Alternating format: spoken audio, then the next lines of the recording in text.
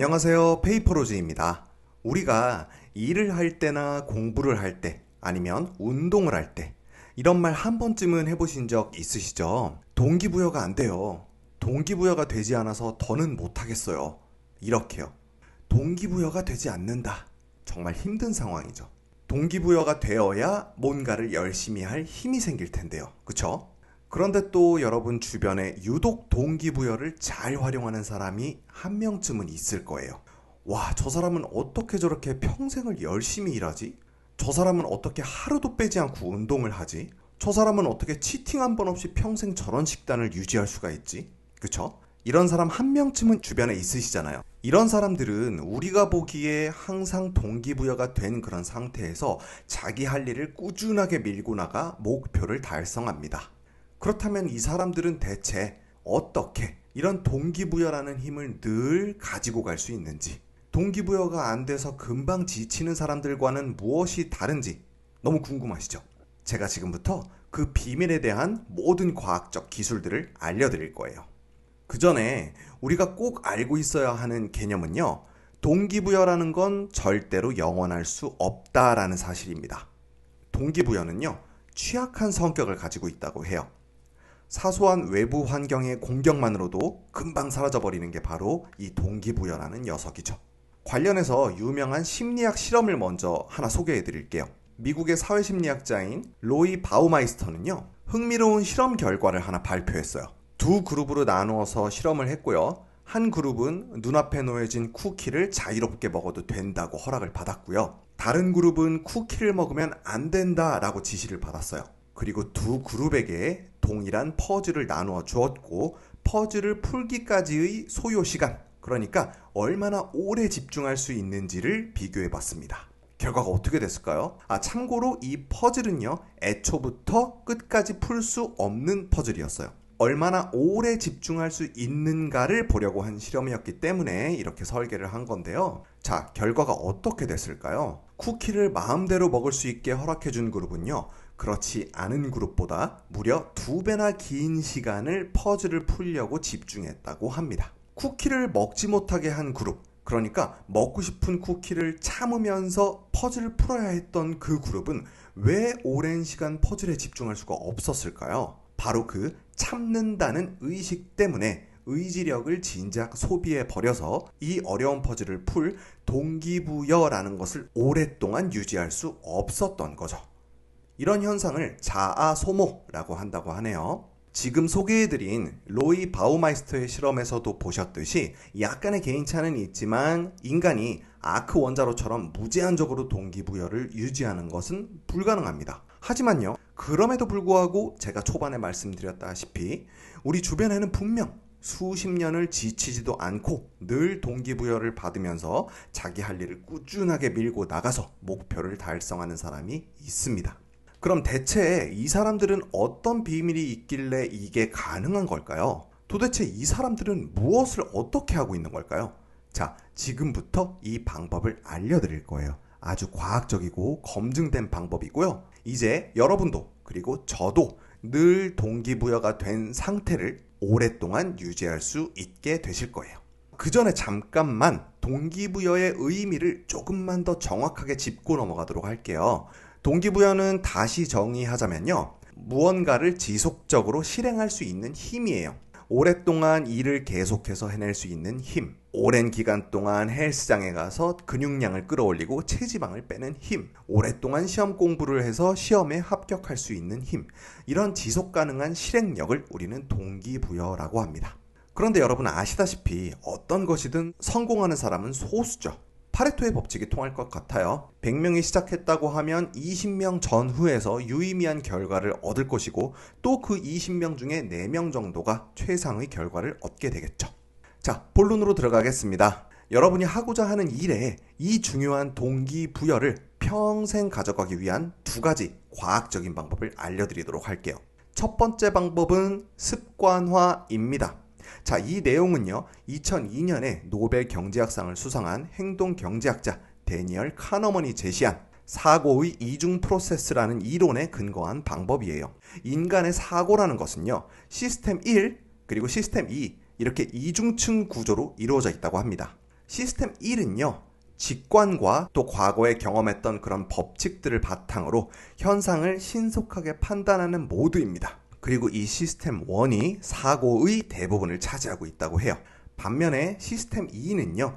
시스템 1과 비교하면 드물게 발동되는 모드인데요. 무언가 목표를 심도 있게 의식하거나 결정에 앞서서 여러 가지 사안들을 심사숙고해서 시스템 1의 실수까지 정정해주는 모드라고 합니다.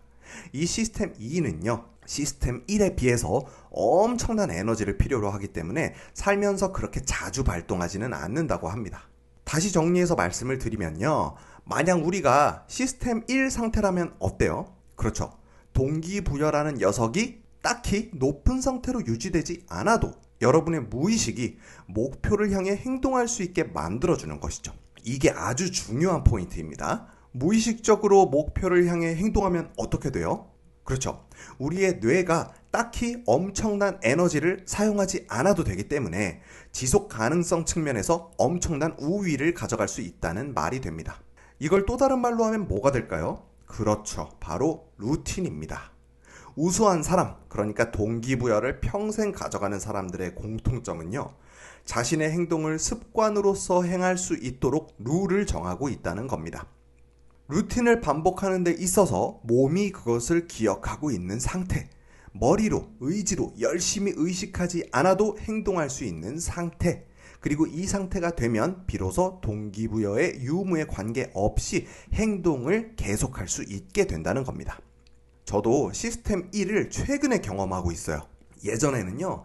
열심히 헬스장에 다녀서 몸을 만들고 바디 프로필도 찍을 거야. 오늘도 새벽에 일어나서 헬스장에 갈 거야. 이렇게 매일매일 다짐하면서 늘 마음을 다잡으면서 헬스장에 다녔어요. 그런데요. 이렇게 할 때마다 여지없이 결론은 작심삼일이었습니다. 심지어 이 작심삼일을 또 셀 수 없을 만큼 많이 반복했죠. 그런데 최근에 놀라운 일이 생겼습니다. 스스로 천재지변을 제외하고는 매일 밤 11시에 헬스장에 가는 것을 스케줄화 해버렸어요. 뭐냐?